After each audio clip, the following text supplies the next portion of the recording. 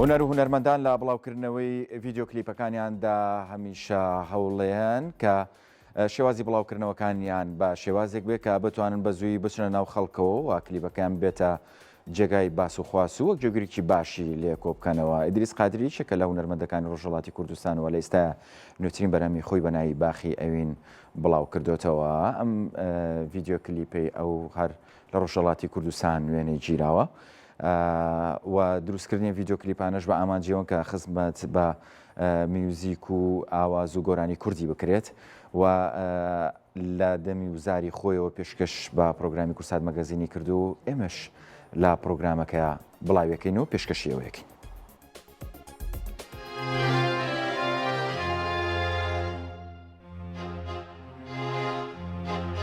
لەسەر چیزی زەیارم بۆچی نایە دەگەڵم بۆ دەمێکا بێوەفایە.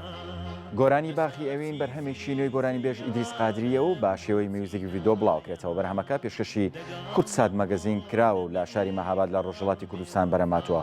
هۆنراوەی گۆرانەکە لەلایەن جەعفەر ڕەشادەت نووسراوە و کاری دابەشکردنی موزیکی بەرهەمەکە شەهباز شەهەمپوور جێبەجێ کردووە.